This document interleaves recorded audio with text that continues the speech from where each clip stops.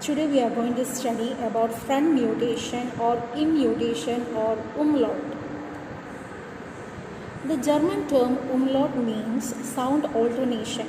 E-umlaut is thought to have taken place in the 7th century. This was the most important sound change that took place in English. This process was called immutation because the change was caused by the influence of the vowel E. In early Old English, vowels in accented syllables were modified through the influence of E in the following syllable, and E subsequently disappeared. The vowels thus affected were mostly back vowels or diphthongs in which one of the elements were a back vowel. The back vowels were changed to a front vowel. The major results of immutation includes mutated plurals, abstract nouns from adjectives, mutated verbs from nouns, mutated verbs derived from adjectives, and mutated comparative or superlative degrees. Each one we shall study in detail. First of all, we shall study mutated plurals. A number of nouns in early Old English formed the plural by the addition of the inflection is -iz. Okay, just like that. Toad, the Old English word for teeth, toad, is added, then it becomes todis, and because of the immutation it becomes tedis, and the is removed, and then finally we have teeth. So we will see that in detail. First of all, in umlaut we are going to study the first session, that is mutated plurals. First of all, we will write the Old English noun. Then we have the Old English plural. Then we have after immutation.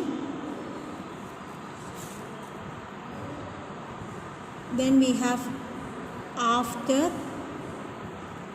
dropping is iz, which is the inflection that we are adding to the mutated plural. And then we have the modern English.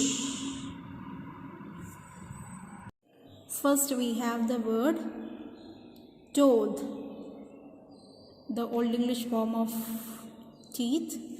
Then we add the Old English plural is formed by adding the inflection todis. Then after immutation this todis will become tedis. After dropping iz it will become ted, and modern English we have teeth. The same way, ford we have ford, fodis, fedis,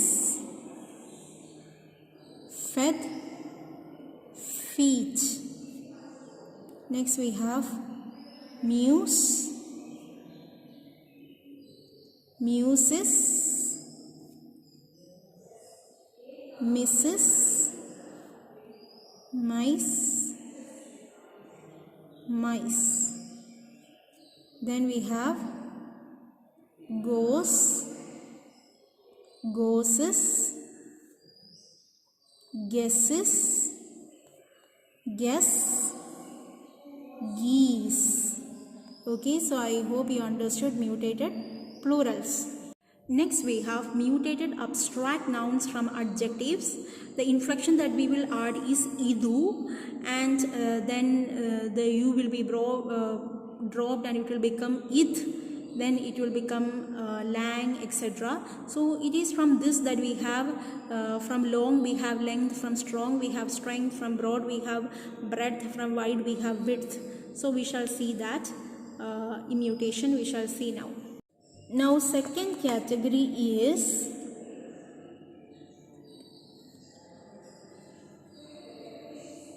mutated abstract nouns from adjectives. So Old English adjective we shall write first, then Old English abstract noun, which is formed by the inflection idu. Then after immutation, then after dropping idu, then modern English form. Okay, let us see this in detail. Lang, idu will be added, then lang idu, then after immutation it will become lengith, then after dropping idu we will get length. Then next is hal,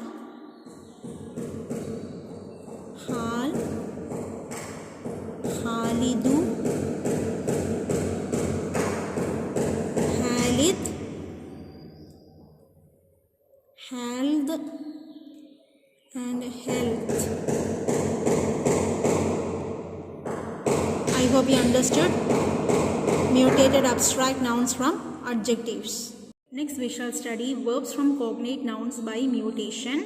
Here the suffix yan will be added, yan will be added. Let us see that in detail.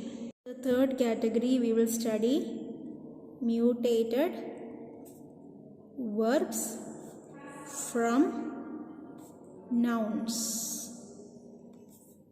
Old English noun, Old English verb will be formed by adding yan to it. After immutation, after dropping yan, modern English. So let us see this. First of all we have dom, domyan, demyan. After immutation dom will become demyan. Then after dropping this we have dem, and modern deem. Similarly ford, fordyan, fedyan, fed, feed, broad, broadyan, breadyan, bread, breed, mot, motyan, metyan, met, meat. Okay, so I hope you understood the third category, mutated verbs from nouns. Fourth category is verbs derived from adjectives by mutation. Here also we will add the suffix yan. We have mutated verbs derived from adjectives. We have Old English adjective, Old English verb which will be formed by adding yan.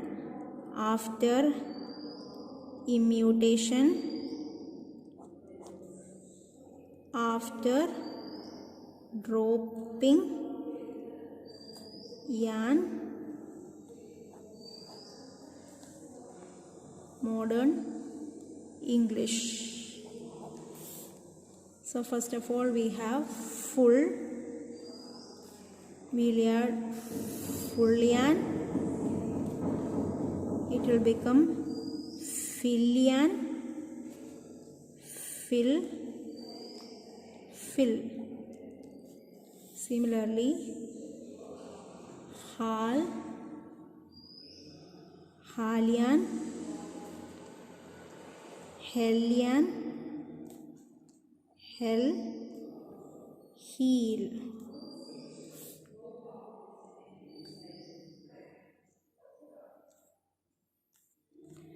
So I hope you understood mutated verbs derived from adjectives.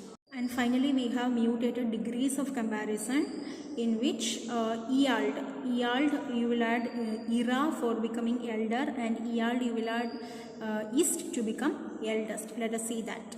This mutated degrees of comparison, eald plus era gives into ealdera, which gives into elder, which gives into the term elder. Okay, so and the superlative will be formed by adding eald plus ist, which gives into ealdest, which gives into eldest or eldest. Okay, so I hope you understood this last one, mutated degrees of comparison. So these are the 5 ways how immutation takes place. In Old English, mutation occurs in the comparison of a number of adjectives, but in the case except that of old mutated forms have been dropped and degrees made uniform on the basis of positive form. Front mutation, which took place in early Old English, was probably a slow process. It did not occur uniformly or simultaneously in all words and in all dialects, and it was advanced by 1600 and completed by 1700. So I hope you understood immutation. Thank you.